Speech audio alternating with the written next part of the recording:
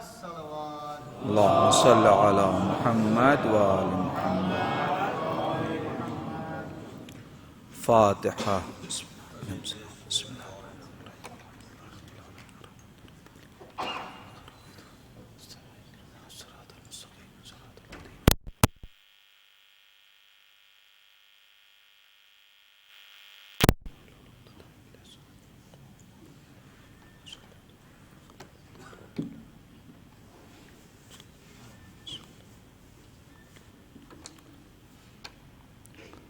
لا حول ولا قوة الا باللہ العلی العظیم. حسبنا اللہ ونعم الوکیل، نعم المولا ونعم النصیر. بسم اللہ الرحمن الرحیم. الحمد للہ الواحد الاحد الفرد الصمد الذی لم یلد ولم یولد ولم یکن لہ کفوا احد.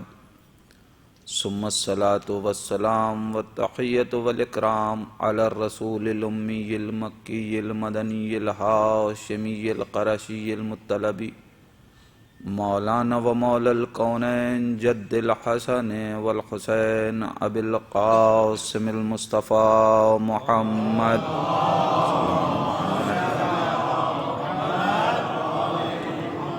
ولعنت اللہ علی اعدائہم اجمعین من الآن الى قیام یوم الدین وبعد یوم الدین. اللہم لعن قاتلی فاطمة الزہراء سلام اللہ علیہا. اللہم لعن قتلة الحسین واولادہ واصحابہ اجمعین. اما بعد فقد قال الامام الصادق علیہ الصلاۃ والسلام. بسم اللہ الرحمن الرحیم. کونوا لنا زینا ولا تکونوا علینا شینا. صلوات پڑھیں محمد و آل محمد.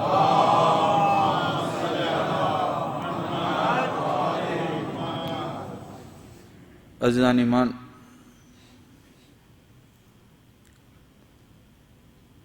خدا کا جتنا بھی شکر ادا کریں کم ہے کہ اس نے ہمیں ایسے گھرانے میں اتارا کہ جہاں اہل بیت کی محبت کی حرارت پائی جا رہی تھی. یہ اس کا کرم ہے اور یہ اہل بیت کی عنایت ہے کہ ہم اس فرش عزائے حسین تک رسائی حاصل کیے ہوئے ہیں.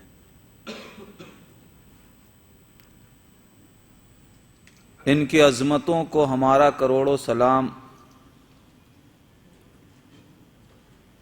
کون سمجھ سکتا ہے کہ اس فرش کی عظمت کیا ہے؟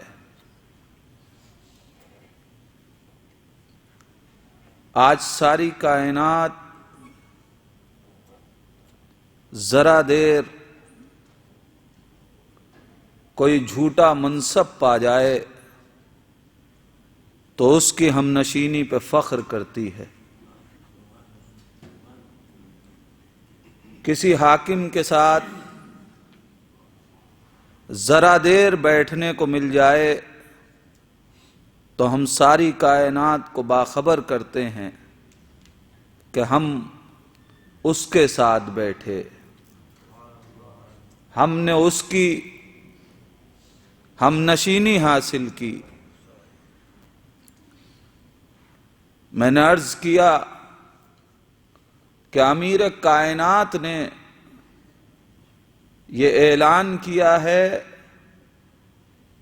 کہ لوگ جس چیز کو نہیں جانتے، لوگ جس چیز کا علم نہیں رکھتے اس کے دشمن ہوتے ہیں. لہذا آج ہماری ذمہ داری ہے کہ ہم کائنات کو بتائیں کہ عزائے حسین کیا ہے. اس لیے کہ علم ہو جائے گا تو کائنات میں کون ایسا کلمہ گو ہے جو رسول کے ساتھ بیٹھنا پسند نہ کرے؟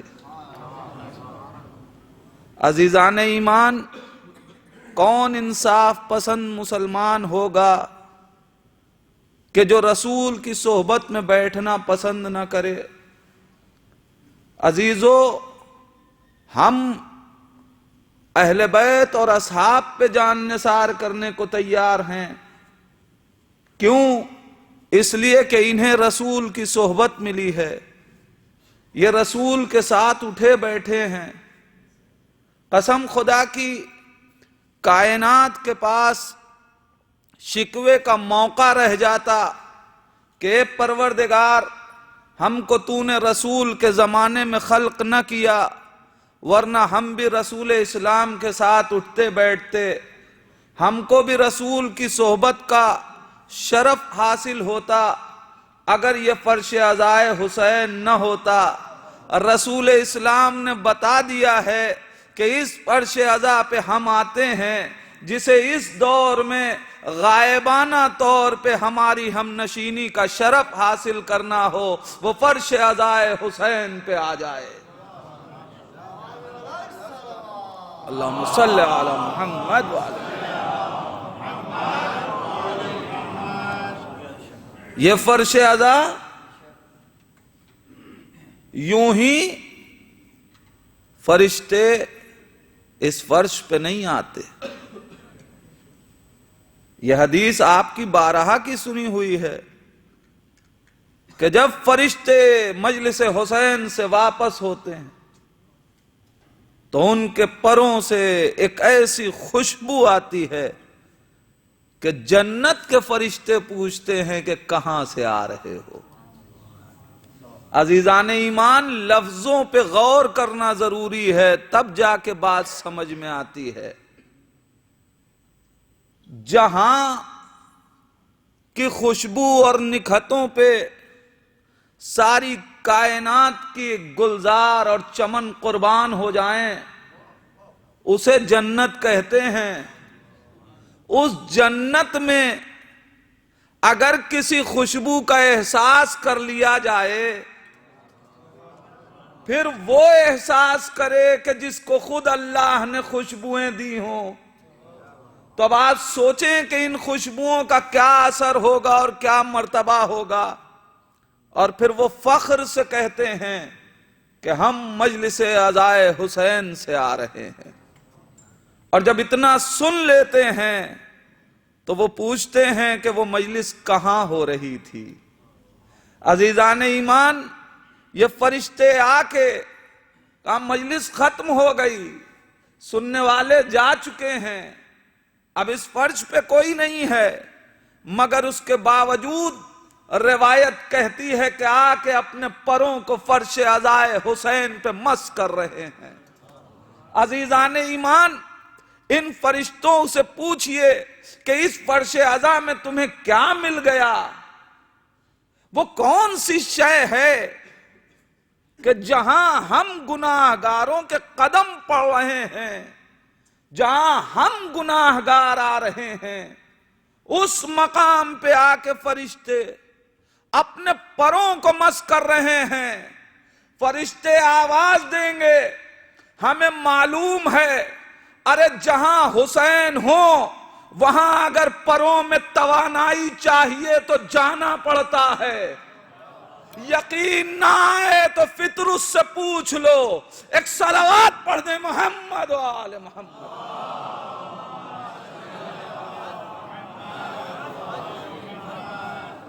فطرس جب آیا تھا تو حسین کے جسم سے مس نہیں ہوا تھا،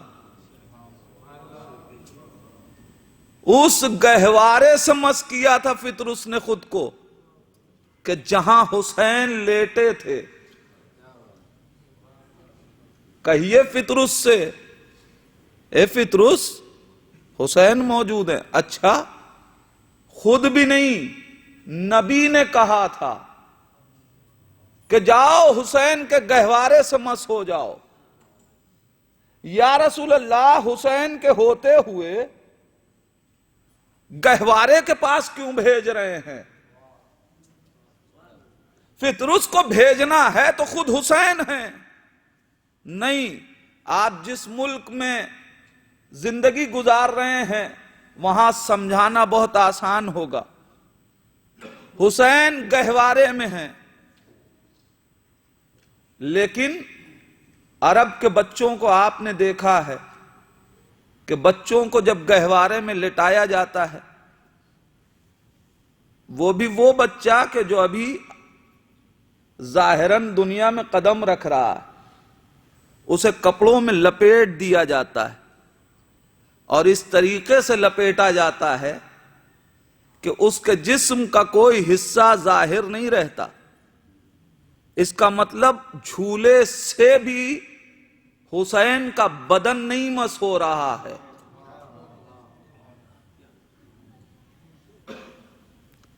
یا رسول اللہ، یوں بھی وہ جسم اطہر لباس سے مربوط ہے، گہوارے تک تو پہنچا بھی نہیں،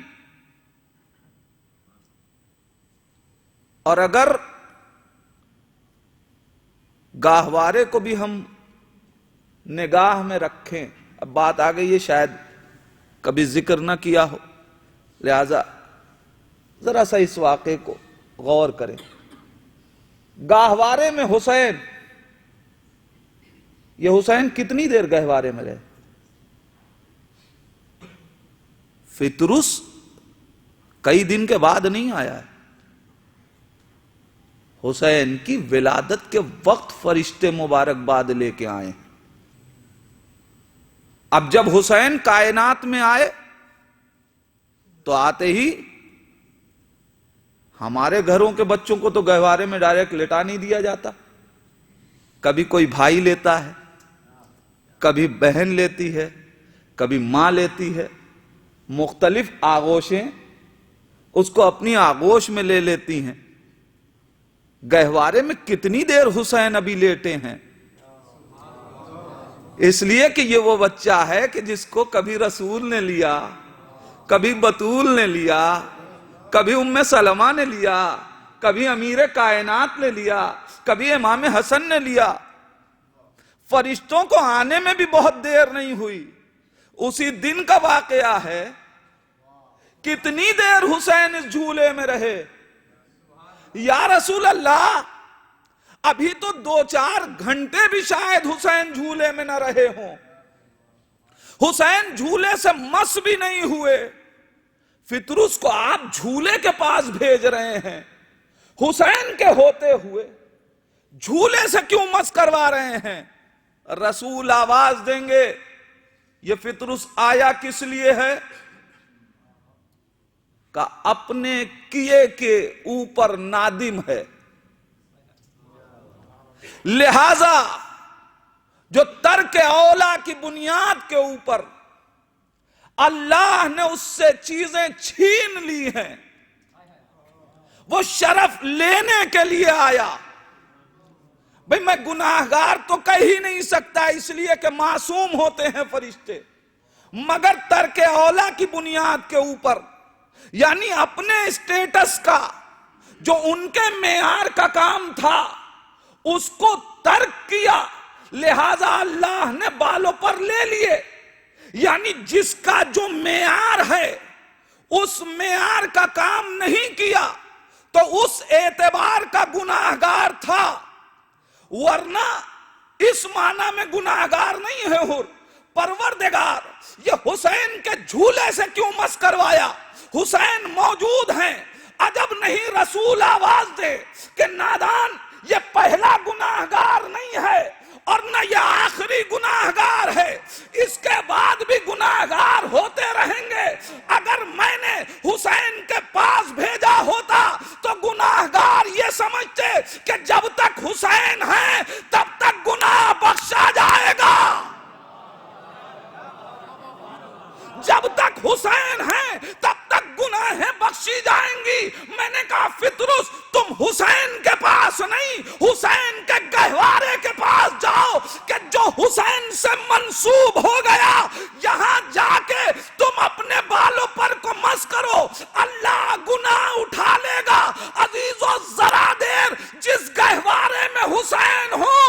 شفا بن جائے، جہاں خون حسین مل جائے وہ خاک شفا کیوں نہ ہو۔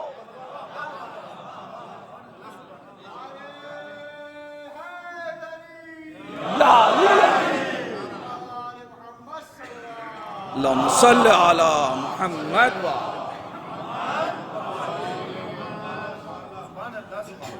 جس قبر مطہر میں حسین ہو، اب اگر روایت کہے کہ وہاں کھڑے ہو کے دعائیں مانگو، اللہ تمہاری دعاؤں کو مستجاب کرتا ہے، تو تعجب نہ کرنا، یہ دیکھو سو کون رہا ہے۔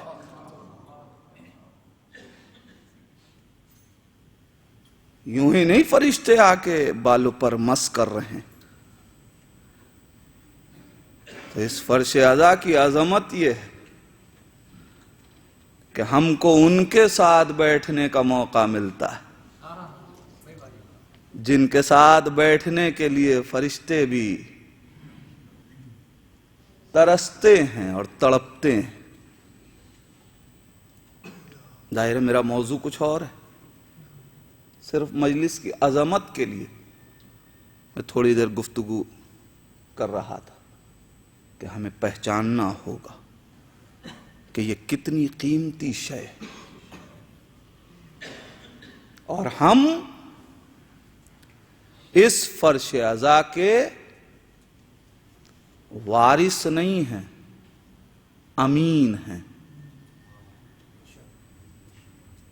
وارث کو یہ حق ہے کہ وہ اس میں جیسے چاہے تبدیلی لائے،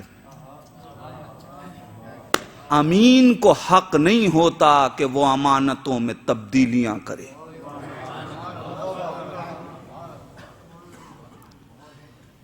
اپنے شرف کو بھی پہچانیے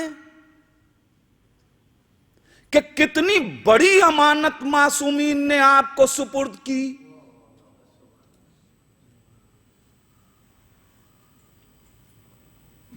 اور اس فرش عزا کی بھی عظمت کو پہچانیے۔ اور جس دن یہ احساس ہم میں پیدا ہو جائے کہ یہ امانت ہے، پھر اختلافات ختم ہو جائیں۔ اس لیے کہ اختلاف ہوتا اسی لیے ہے کہ ہم اپنا سمجھ بیٹھتے ہیں، ہمارے فرش پہ نہیں آئے، ہماری مجلس میں نہیں آئے۔ میں اکثر و بیشتر یہ کہا کرتا ہوں، ابھی آپ زندہ ہیں، آپ کی مجلس ہی کہاں ہوئی، اور جب مر بھی جائیں گے تو آپ کی نہیں ہوگی، مجلس حسین ہی کی ہوگی، اس کا ثواب آپ کو ملے گا۔ ایک صلوات پڑھیں محمد و آل محمد۔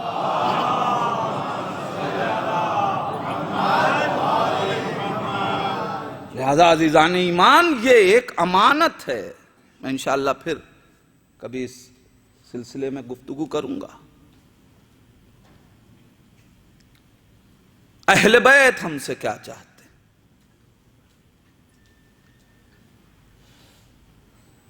اگر ہم نے ان کے تقاضوں کو پورا کر لیا تو پھر ہم کامیاب۔ کیوں ہم دیکھیں کہ اہل بیت کیا چاہتے ہیں؟ گفتگو اسی مرحلے پہ تھی۔ ہم کیوں یہ دیکھنا چاہتے ہیں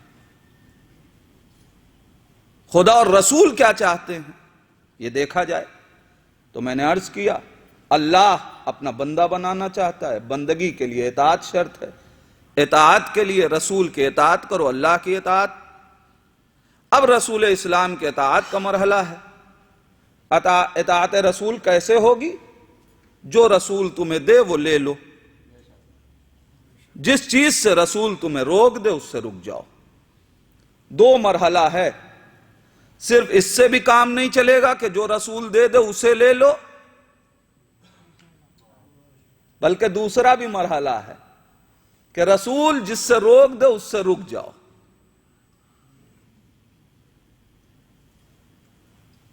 اور اگر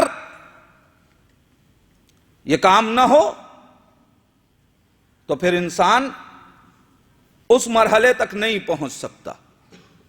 اب رسول اسلام نے کیا کچھ دیا؟ مرحلہ یہ ہے کہ رسول زندگی کا آخری مرحلہ ہے،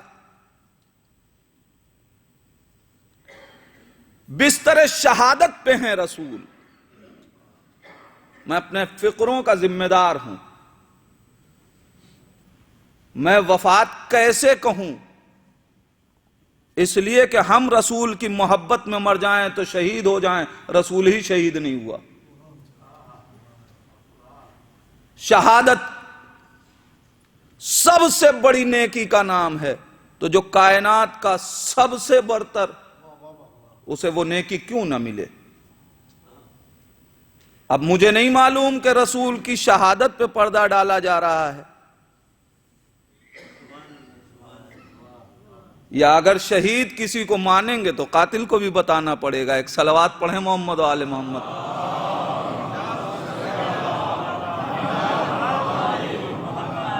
لیکن جو بھی مرحلہ ہو،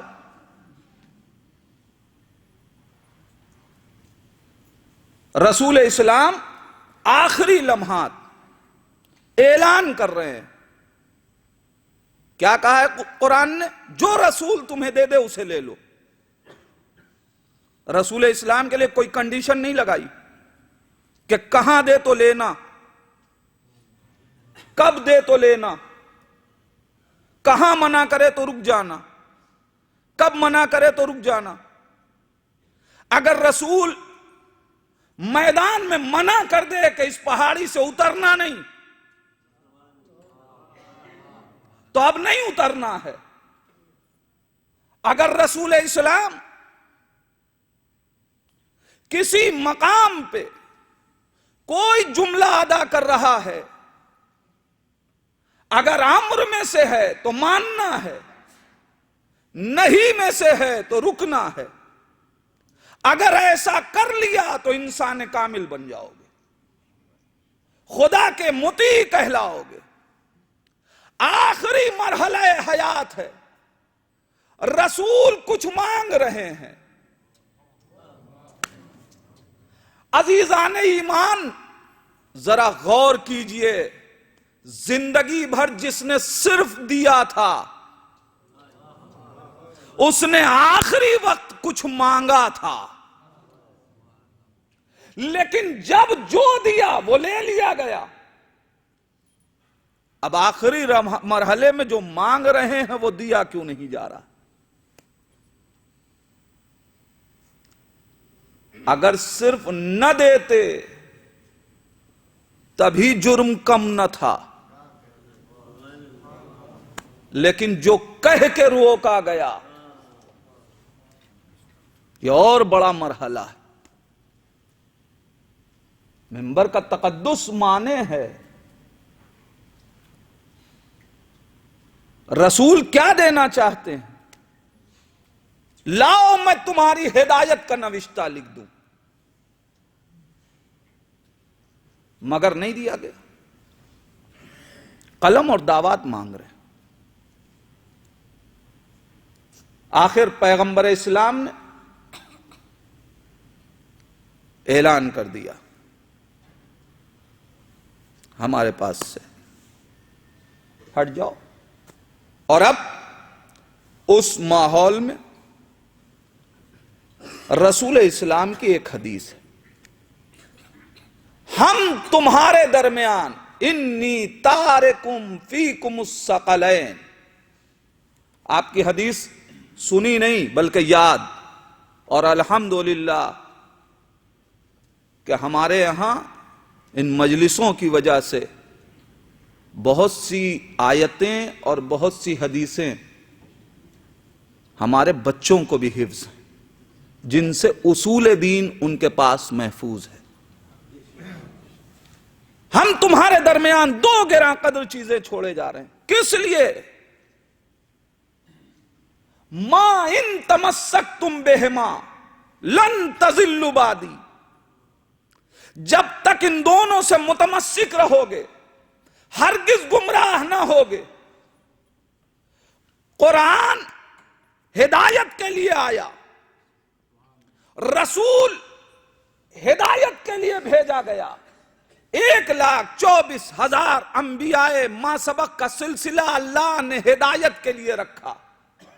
تو جب ہدایت کے لیے اللہ نے جو نظام بنایا تھا، اب اس کے بعد اسی نظام کو رسول آگے بڑھا رہا ہے، وہ کہہ رہا ہے، اور کائنات میں ہر شخص یہ چاہتا ہے کہ ہم گمراہ نہ ہوں۔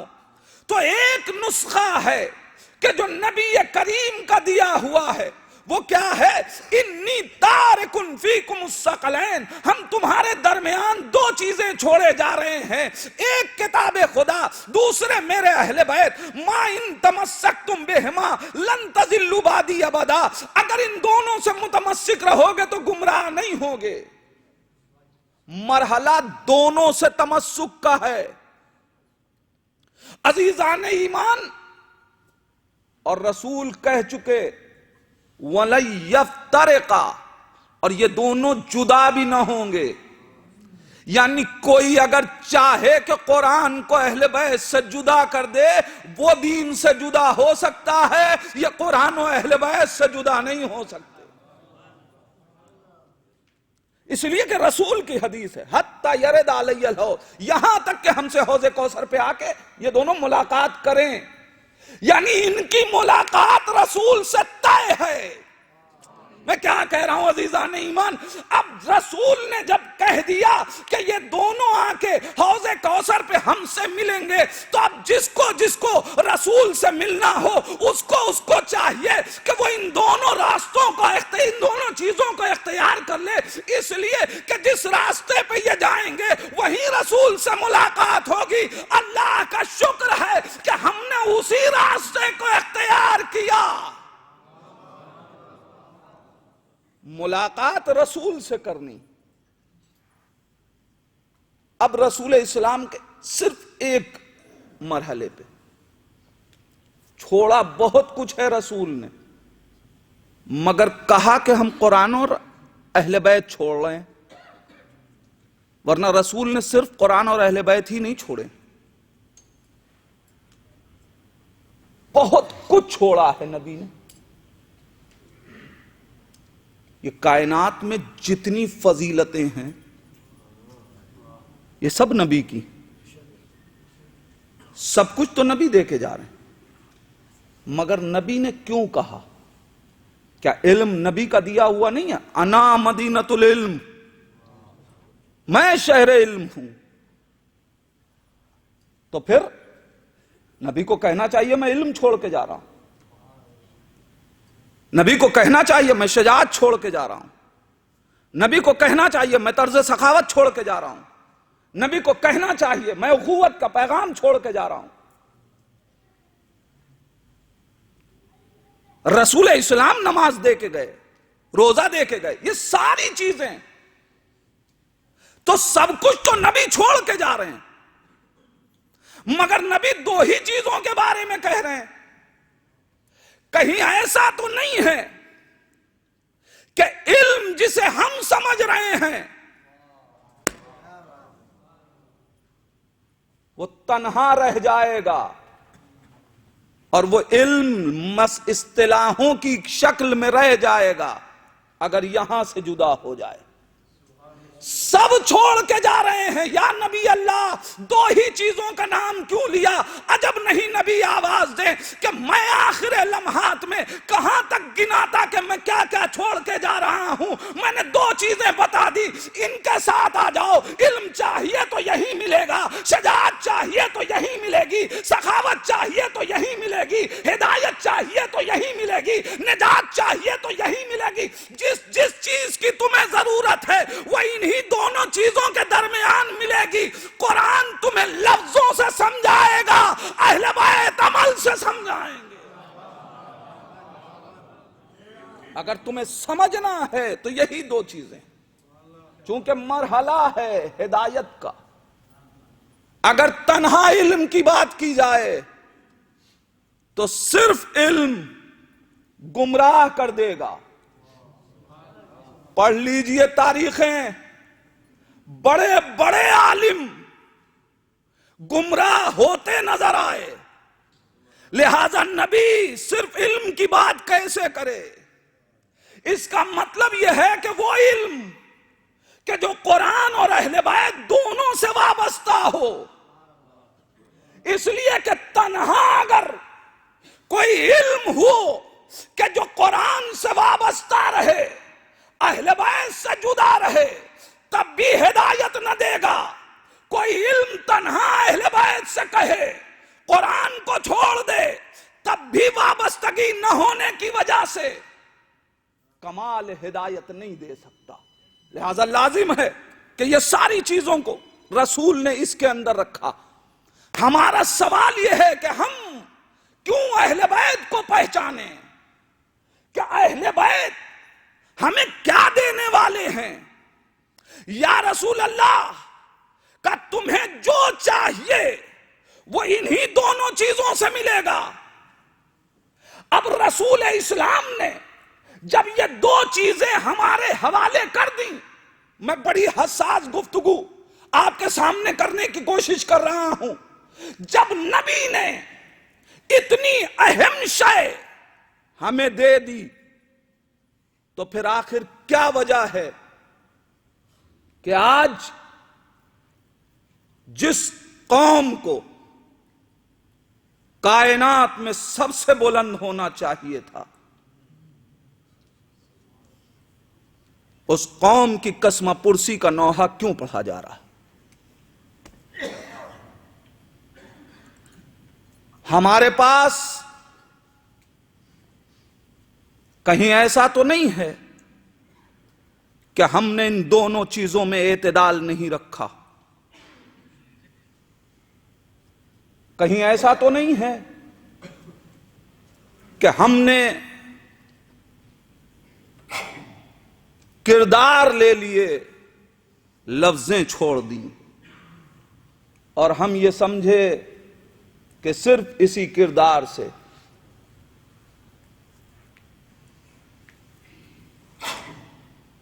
بڑی سخت منزل ہے۔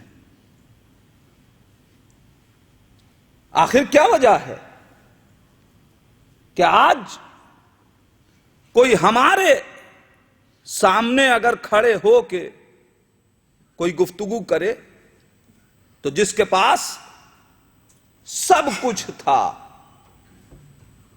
اس کو تو کسی چیز میں کوئی پریشانی نہیں ہونی چاہیے؟ غور کرنے کی بات ہے۔ بس میں اس سے زیادہ اس منزل میں نہیں گفتگو کروں گا کہ کہیں ایسا تو نہیں ہے کہ ہم نے قرآن کو جیسے معصومین نے سمجھانا چاہا، اس لیے کہ اتنی اہم شے تھی کہ انسان اپنی وصیت میں جو اس کی نگاہ میں سب سے اہم شے ہو اسی کا تذکرہ کرتا ہے۔ ایک انسان کی نگاہ میں اگر اس کا باغ جو وہ چھوڑ کے جا رہا ہو وہ اہم ہے تو وہ اس کے لیے وصیت کرتا ہے۔ ایک انسان کی نگاہ میں دولت بہت اہم ہو وہ اس کے لیے وصیت کرے گا۔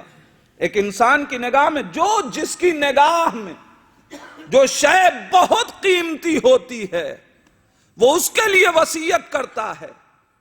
تو ایک بات تو یہ طے ہو گئی کہ رسول نے آخری لمحات میں جو چیزیں رسول کی نگاہ میں بہت اہم تھیں ان کا تذکرہ کیا، اس لیے کہ یہی وہ چیزیں تھیں کہ جو تم کو ہماری بعثت کے مقصد سے قریب کر سکتی۔ اسی طریقے سے امیر کائنات نے، مولا کے چاہنے والے ہم ہیں، مولا کی وصیت کس کے لیے ہے؟ کی ہے حسنین سے وصیت علیہ السلام، لیکن یہ بھی تو کہا ہے کہ ہمارے چاہنے والوں تک پہنچانا۔ عزیزان ایمان، اب چاہنے والے ہم ہیں تو امیر کائنات کی وصیت پہ عمل کون کرے گا؟ اور ایک جملہ کہنے کا جی چاہتا ہے، یہ طے ہے کہ اپنے بزرگوں کی وصیت پہ وہی عمل کرتا ہے جو لائق وارث ہوتا ہے۔ اگر ہم اپنے کو لائق چاہنے والا اہل بیت کا بنانا چاہتے ہیں تو ہمیں امیر کائنات کی وصیت پہ عمل کرنا ہوگا۔ امیر کائنات کیا کر رہے ہیں وصیت؟ اللہ اللہ فی القرآن، میں تمہیں قرآن کے سلسلے میں وصیت کر رہا ہوں۔ دیکھو خبردار ایسا نہ ہو کہ دوسری قومیں قرآن پہ عمل کرنے میں تم پہ سبقت لیتی جائیں۔ عزیزو، اگر ہم نے قرآن کو، قرآن کی تفسیر کو، قرآن کے مفاہیم کو نہیں سمجھا تو اب بھی دیر نہیں ہے۔ نمازوں میں آیتیں اور سورے پڑھ لینا کافی نہیں ہے۔ جو سورے ہم نمازوں میں پڑھتے ہیں ان کی تفسیروں سے بھی تو واقف ہوں۔ میں پھر کہہ رہا ہوں کہ میں یہ ساری باتیں اپنے چھوٹے بھائیوں کے لیے کر رہا ہوں، میرے بزرگ مجھ سے بہتر جانتے ہیں۔ قرآن اور اہل بیت، یہ دو چیزیں رسول اسلام نے ہمیں دی۔ اس کا مطلب یہ ہوا کہ قرآن اور اہل بیت برابر، کائنات میں کوئی شے ہو قرآن کے برابر نہیں، کتابوں میں کوئی کتاب قرآن کے برابر نہیں ہے۔ یہ سب کا ایمان ہے نا کہ کتابوں میں کوئی بھی شے قرآن کے برابر نہیں ہے، کوئی کتاب قرآن کے برابر نہیں ہے۔ تو جب کوئی کتاب قرآن کے برابر نہیں تو اب رسول نے جسے قرآن کے برابر بنا دیا، کوئی انسان اس انسان کے برابر نہیں ہو سکتا۔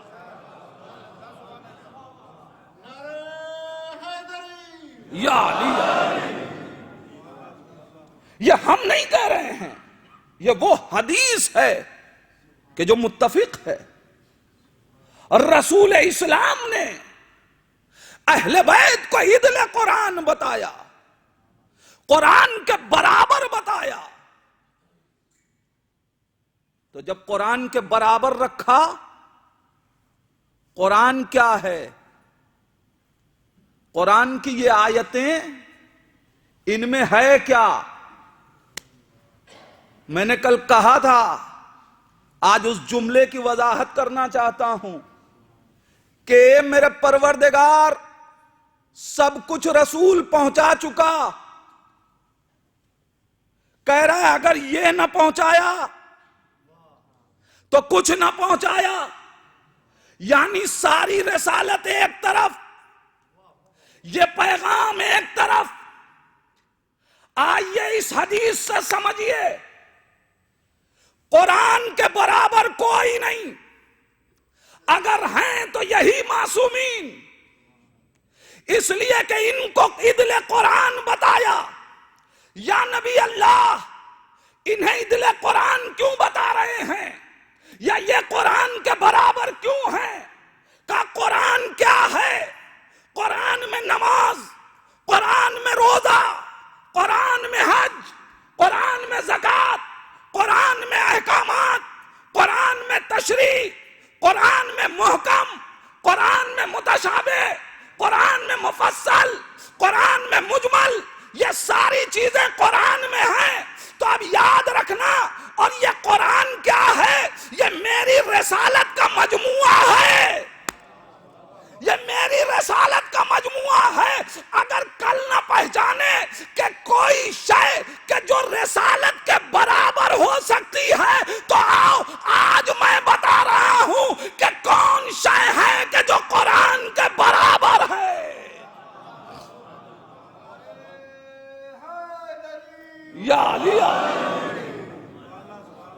اس لیے کہ ہم نے اللہم صلی علی محمد وعلی ہم نے نہیں چاہا کہ ہم بتائیں کہ وہ کون سی شے ہے کہ جس کے لیے اللہ رسول سے یہ کہہ رہا کہ اگر یہ نہیں پہنچایا تو کچھ نہیں پہنچایا۔ عجیب خطاب ہے، اس کا مطلب پوری رسالت کے برابر ہے ولایت۔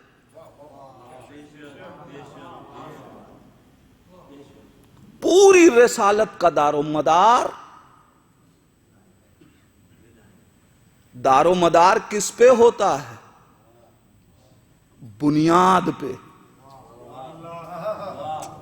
میں نہیں کہہ رہا، قرآن کی آیت کا لہجہ اس کی وضاحت کر رہا ہوں۔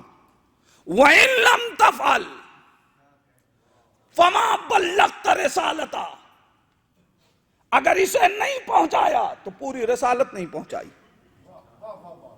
یعنی پوری رسالت کی عمارت،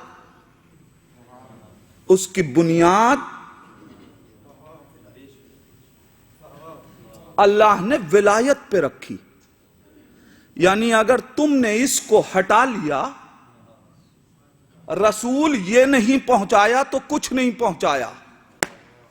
عزیزان ایمان، آج اگر خدا رسول سے یہ کہہ رہا ہے کہ یہ نہیں پہنچایا تو کچھ نہیں پہنچایا، تو کل کہیں خدا محشر میں یہ آواز نہ دے۔ ذرا حساب کرو، نماز یہ، روزہ یہ، حج یہ، زکوٰۃ یہ، اچھائیاں یہ، امر بالمعروف یہ، نہی از منکر یہ، ہم سے زیادہ کس نے تبلیغ کی ہے؟ ہم نے جا جا کے لوگوں کو سب کچھ بتایا ہے۔ لیکن عزیزان ایمان، جیسے ہی خدا نے کہا کہ اب ان سے پوچھو ولایت علی کے بارے میں، کہا پروردگار سب مانا، اسی کو نہیں مانا۔ خدا جب نہیں آواز دے، جب میں نے اپنے نبی سے کہہ دیا کہ یہ نہ پہنچایا تو کچھ نہ پہنچایا، تو اگر یہ نہیں لائے تو کچھ نہیں لائے۔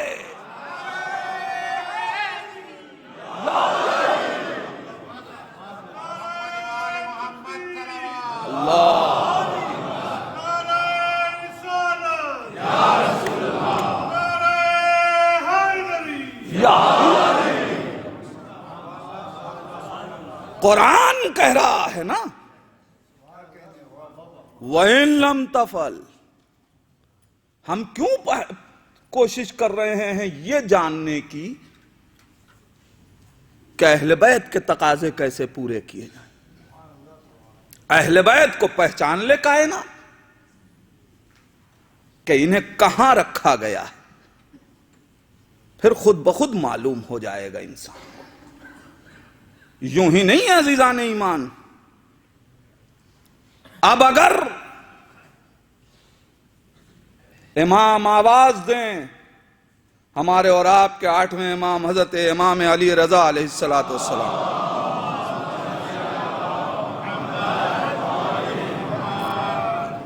امام آواز دیتے ہیں کہ مومن ہے ہی نہیں جب تک کہ اس کے اندر 3 چیزیں نہ پائی جائیں۔ امالی میں شیخ صدوق نے اس روایت کو تحریر کیا، 8ویں امام کی روایت۔ کوئی مومن اس وقت تک مومن نہیں کہ جب تک اس میں 3 خصوصیت نہ پائی جائے۔ پہلی خصوصیت کا اس میں خدا کی صفات میں سے ایک صفت ہونی چاہیے۔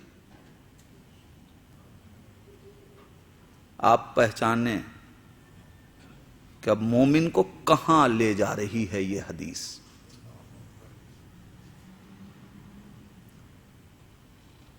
مولا کون سی صفت اللہ کی مومن کے اندر ہونی چاہیے؟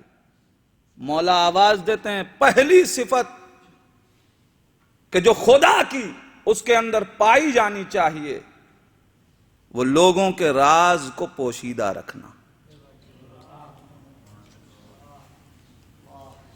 دیکھیے حدیثیں یہ ہمارے لیے میزان ہے. ہم حدیثوں کو پڑھیں اور اپنے ایمان کو خود تول لیں. ہر شخص، سب سے پہلے ہم خود اور ہر شخص کے لیے یہ حدیث کوئی پیغام لیے ہوئے. مومن نہیں ہے جب تک اس میں 3 خصلتیں نہ پائی جائیں. پہلی صفت خدا کی کہ وہ لوگوں کے رازوں کو بیان نہ کرے. اس کا مطلب یہ نہیں ہے کہ آپ سے کسی نے ایک راز بتایا، آپ اپنے دوست سے کہیے کہ دیکھو خبردار کسی کو بتانا نہیں، صرف ہم تمہیں بتا رہے ہیں.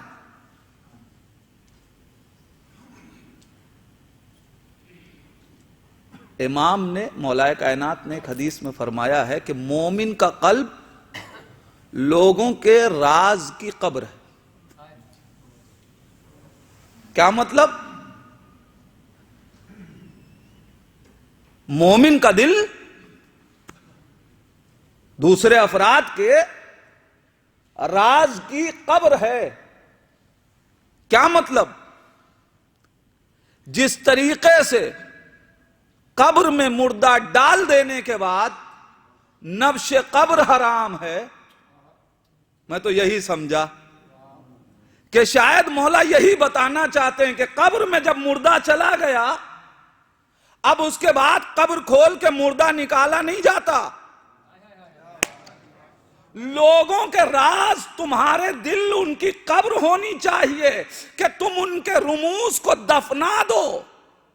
جیسے نبش قبر جائز نہیں ہے، ویسے ہی کسی کا راز دوسروں کے لیے بیان کرنا بھی جائز نہیں. تو یہ ایک بات. دوسری چیز کا رسول کی خصلتوں میں سے خصلت نہ پائی جائے. اب یہ رسول کی کون سی خصلت کہ جو مومن میں نہ پائی جائے تو مومن نہیں ہے؟ مولا فرماتے ہیں دوسروں سے ہمدردی. دوسروں سے ہمدردی، میں پھر کہوں گا، دوسروں سے، اپنوں سے تو صلہ رحم لازمی ہی ہے.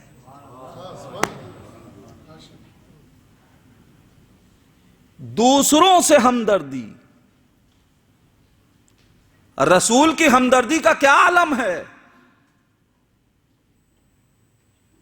اگر ہم اس کو پہچان لیں، پھر ہم دیکھیں کہ ہم اس منزل پہ آ رہے ہیں یا نہیں آ رہے ہیں.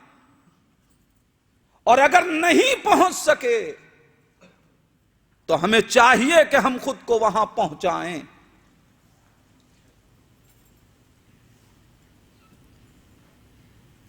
اگر نہیں پہنچ سکے تو لازمی ہے وہ رسول وہ ہے کہ جو اتنا ہمدرد کہ جو لوگ تلواریں کھینچ کے اس کے قتل پہ آمادہ تھے، اس نے ان لوگوں کو بھی آزادی عطا کر دی جن کو آزادی ملنے کے بعد یقین نہیں ہو رہا تھا کہ رسول نے ہمیں آزاد کر دیا. عزیزان ایمان، رسول آزادی دینے کے بعد مطمئن ہو گئے، مگر آزادی پانے والا وہ حیران تھا کہ ایسا کردار ہمارے ساتھ، یعنی جس کو اپنے ظلم کا اندازہ تھا، وہ رسول کی ہمدردی پہ حیران ہو رہا تھا. اور تیسرا مرحلہ جو کبھی کبھی ہم جس مرحلے پہ آ کے گھبرا جاتے ہیں، معصومین کی حدیثیں ہمارے دلوں کے لیے سہارا. معصوم فرماتے ہیں اور ہم اہل بیت کی خصلتوں میں سے جب تک ایک خصلت اس کے پاس نہ ہو وہ مومن نہیں. بہت سی خصلتیں تھیں، مگر امام نے اس خصلت کا انتخاب کیا۔ کون سی خصلت؟ کہ بلاؤں اور مصیبتوں پہ صبر۔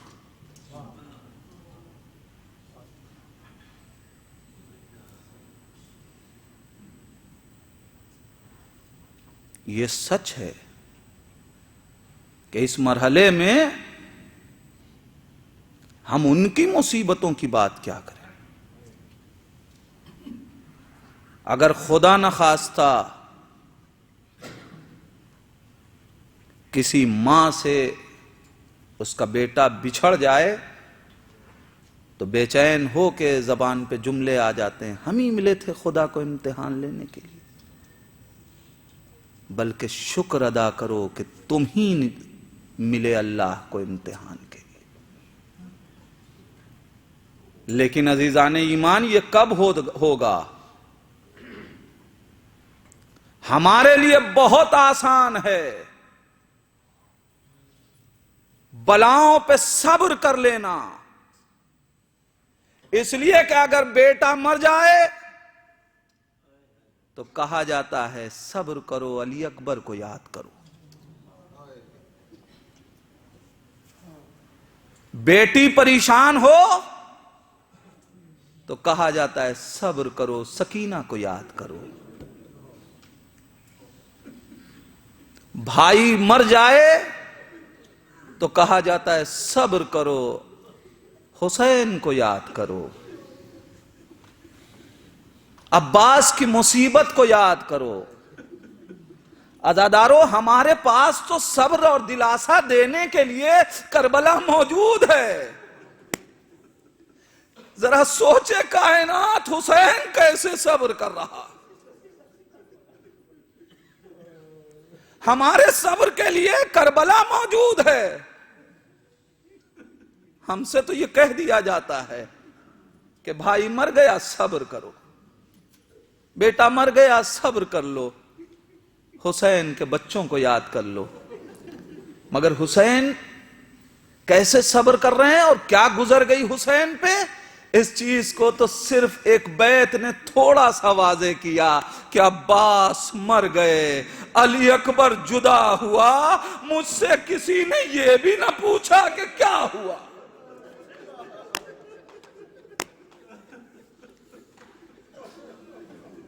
خدا ان آوازوں پہ رحمت نازل کرے۔ عزادارو، کیسا غریب ہے فاطمہ کا لال۔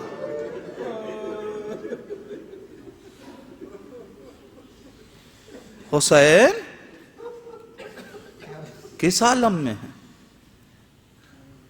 جوان بیٹا ہے، ذکر آ گیا تو اب انہی کا تھوڑا سا تذکرہ کر۔ جوان بیٹا ہے، باپ کے پاس آیا، بابا مرنے کی رضا دے دیجیے۔ حسین نے کہا بیٹا تم تو ہم شکل پیغمبر ہو، جب میں چاہتا ہوں کہ اپنے نانا کی زیارت کروں میرے لال تمہارا چہرہ دیکھ لیتا۔ اے میرے لال میں تمہیں مرنے کی رضا کیسے دوں؟ بابا دشمن کے تانے سہے نہیں جاتے۔ اب یہ ایک ایک لفظیں ہیں جو تشریح طلب ہیں۔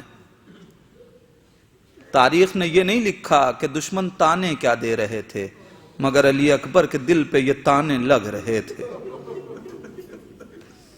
بابا تانے سہے نہیں جاتے، میرے لال ہم سے زیادہ تم پہ تمہاری پھوپھی زینب کا حق ہے۔ آئے پھوپھی سے اجازت لے لی، ماں سے اجازت لے لی، آ گئے حسین کے پاس۔ مقتل نے عجیب جملہ لکھا کہ باپ اور بیٹے گلے لکھ کے اتنا روئے کہ غش کھا کے گر گئے۔ غش آیا، علی اکبر کو بھی غش آ گیا، حسین بھی غش کھا کے گر گئے۔ جزاک اللہ، جزاک اللہ، آپ نے مظلومیت حسین کو محسوس کر لیا۔ ہاں آپ کا ذہن یہی سوچ رہا ہے نا کہ جب کوئی غش کھا جائے تو اسے پانی چھڑک کے زندہ بیدار کیا جاتا ہے. ہائے کربلا میں تو پانی نہ تھا, زینب نے کیسے اپنے بھائی اور بھتیجے کو بیدار کیا. عجب نہیں پھوپھی, ارے کبھی بھتیجے کے سرانے کھڑی ہو کے گریا کر رہی ہوگی کہ میرے اشکوں سے علی اکبر بیدار ہو جائیں, کبھی بھائی کے. جزاکم ربکم, خدا آپ کو کسی غم میں نہ رلائے سوائے غم اہل بیت کے. عزادارو, بہت سے مریض ہیں, انہوں نے دعاؤں کے لیے کہا ہے. دعاؤں کی استجابت کا یہی وقت ہے, دعائیں کر لیجئے. ہر آدمی کے لیے دعا کیجئے, پروردگار جو بھی اہل بیت کے چاہنے والوں میں مریض ہے اسے شفائے کامل و عاجل عطا فرما. حسین بیدار ہوئے, رسول کا عمامہ سر پہ رکھا, رسول کی ردا اڑائی, علی اکبر کو مقتل بھیج رہے ہیں حسین. عزادارو, علی اکبر خدا حافظ کر کے آگے بڑھے, چند قدم چلے تھے کہ ایک مرتبہ علی اکبر کو آہٹ محسوس ہوئی کہ کوئی آ رہا ہے. اب جو پلٹ کے دیکھا تو بوڑھا باپ تھا, کمر تھامے ہوئے, یا بنیا, اے میرے لال, اے میرے لال. ایک مرتبہ علی اکبر گھوڑے سے کود گئے, بابا آپ نے تو رخصت کر دیا تھا. حسین نے گلے سے لگا کے عجیب جملہ کہہ دیا, اے میرے لال کاش تم صاحب اولاد ہوتے. جاؤ میرے لال, مگر جہاں تک سامنا رہے مڑ مڑ کے مجھے دیکھتے رہنا, مڑ مڑ کے دیکھتے رہنا. عزادارو, بس آخری چند جملے, گفتگو ختم. علی اکبر مقتل میں آ گئے, جنگ کرنا شروع کی. حسین ابن نمیر, خدا لعنت کرے, ہم شکل پیغمبر کے سینے پہ نیزہ مارا.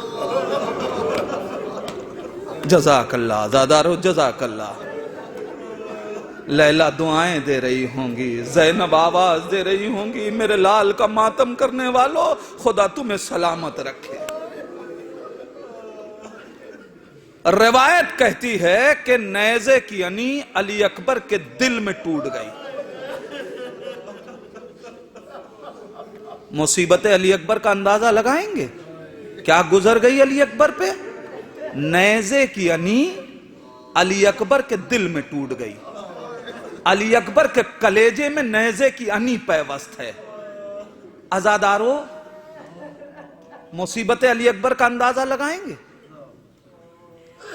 آپ نے دیکھا ہوگا گھر میں کوئی چاقو بھاری دھار کا ہو, اس کو اگر نوک سے پکڑ لیجئے تو بیت چونکہ وزنی ہوتی ہے نا, اس لیے آپ نوک پکڑیے تو چاقو میں لچک پیدا ہوتی ہے. محسوس کر لیا عزادارو, علی اکبر کے نیزے کی انی علی اکبر کے دل میں کیسے ٹوٹی. جس وقت ظالم نے نیزہ مارا, نیزے میں لچک پیدا ہوئی, انی علی اکبر کے کلیجے میں ٹوٹ گئی. نہیں عزادارو, احساس دلاؤں, اس لیے کہ مصائب روایت کی چیز نہیں ہے, احساس کی چیز ہے. ہم مصیبت کو محسوس تو کریں عزادارو. کبھی کبھی ایسا ہوتا ہے کہ انسان ایک ٹیس سی اٹھتی ہے اس کے دل میں, اور ایسا لگتا ہے کہ کوئی چیز چبھ رہی ہے. اس وقت سانس لینا مشکل, سانس چھوڑنا مشکل, کچھ کہنا مشکل ہوتا ہے. ذرا سے لمحے کے لیے یہ کیفیت طاری ہوتی ہے, انسان تڑپ جاتا ہے, اپنی جگہ ٹھہر جاتا ہے. عزادارو, نہ کچھ کہہ پاتا نہ کچھ سن پاتا. علی اکبر کے نیزے کی انی جس وقت دل میں ٹوٹی ہے, علی اکبر نے نہ جانے کیسے طاقت سمیٹ کے ایک آواز دی, بابا سلام آخر قبول کرو. حسین دوڑے, جب حسین آئے تو اب حسین ٹھوکریں کھانے لگے. حسین کی نگاہوں سے کچھ دکھ نہیں رہا تھا. حسین نے مرثیہ پڑھا, یا بنیا الدنیا بعدک لفا, اے میرے لال تمہارے مرنے کے بعد کچھ سجائی نہیں دے رہا ہے. اے علی اکبر آواز دو تاکہ ہم آواز کے سہارے تمہارے گھرانے پہنچ سکے. عزادارو, کیا سن رہے ہو؟ حسین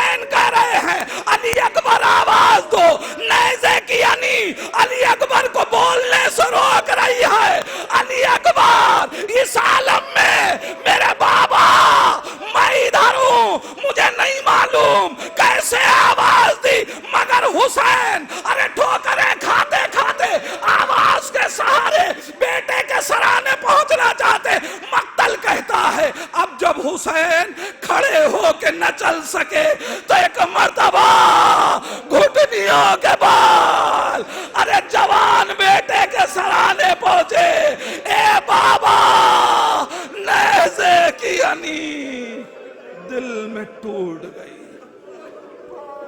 انا للہ وَإِنَّا إِلَيْهِ رَاجِعُونَ رضاً بقضائہ و تسلیما لامرہ۔ بار الہ تجھے واسطہ ہے محمد و آل محمد کا ان آوازوں پہ اپنی رحمت نازل فرما۔ اے میرے اللہ تجھے واسطہ ہے محمد و آل محمد کا جن کے گھروں میں جوان ہیں، پروردگار علی اکبر کا واسطہ انہیں علی اکبر کا غلام بنا دے۔ پروردگار تجھے واسطہ ہے محمد و آل محمد کا جہاں جہاں بھی مولا کے عزادار ان کی جان مال عزت آبرو کی حفاظت فرما۔ پروردگار تجھے واسطہ ہے محمد و آل محمد کا جہاں جہاں بھی ذکر اہل بیت ہو رہا ہے، پروردگار ان جگہوں پہ اپنی رحمت نازل فرما۔ پروردگار تجھے واسطہ ہے محمد و آل محمد کا ہم میں جو بیمار ہیں انہیں شفائے کامل و عاجل عطا فرما۔ جن کے والدین کا سایہ ان کے سروں سے اٹھ گیا ہے، پروردگار ہمارے اس ذکر کا ثواب ان کے نام عمل میں منتقل فرما۔ بار الہ جن کے والدین اس دنیا میں سلامت ہیں انہیں صحت و سلامتی اور طول عمر عطا فرما۔ بار الہ ہم سب کا پرسہ وارث اعزا امام زمانہ کی خدمت میں ارسال فرما۔ ہم سب کو اتنی توفیق عطا فرما کہ ہمارے آنکھ سے غم حسین کے آنسو نکل سکیں، ہمارے آنسوؤں کو رومال سیدہ میں جگہ عنایت فرما۔ بار الہ وارث اعزا امام زمانہ کے ظہور میں تعجیل فرما، اند ظہور اتنی توفیق دے کہ ہم اپنے امام کو پہچان سکیں، اسی امام کا واسطہ ہم کو ان کے آوان و انصار میں شمار فرما۔ ربنا تقبل منا انکا انت السمیع الدعا۔ آپ حضرات سے گزارش ہے ایک بار سورہ حمد 3 مرتبہ سورہ اخلاص کی تلاوت فرما کر جملہ اموات مومنین و مومنات کی ارواح کو اصال